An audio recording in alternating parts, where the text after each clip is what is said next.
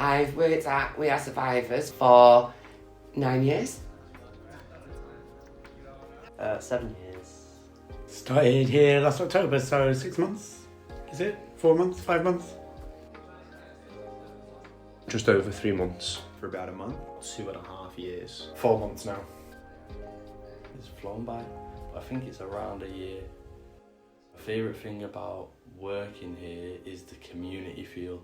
I just think the chance to help people who have suffered devastating trauma, I felt like I wanted to do more than what I was doing, and this job has given me the opportunity to do that.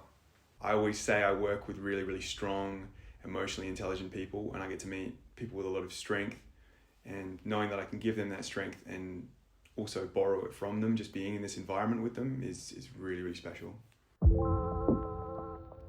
So welcome to the new community event space here at We Are Survivors. I'd love to just give you a quick tour.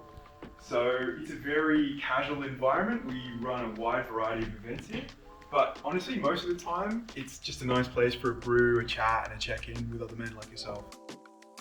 This is the area where we do the more creative activities. We run an online and an in-person art room, and we do a writing session. It's just a space to express yourself and for other survivors to connect with other survivors. So the Builder's Yard is a space where we get together each week and we build Lego together. Here's some of the things we've been building recently. And we also, every Tuesday, run my favorite event, which is the yoga, which is a fantastic free event and a great space for mindfulness and exercise. This is where we run the drop-in, really casual, people pop in, they pop out, nice space to have a chat, connect with other people like yourself. But we also run here a bi-weekly series of safe rooms, which are much more trauma focused. They're a place for people to express as much as they are comfortable to in an environment that is confidential, surrounded by other survivors, and it is always facilitated by survivors like myself.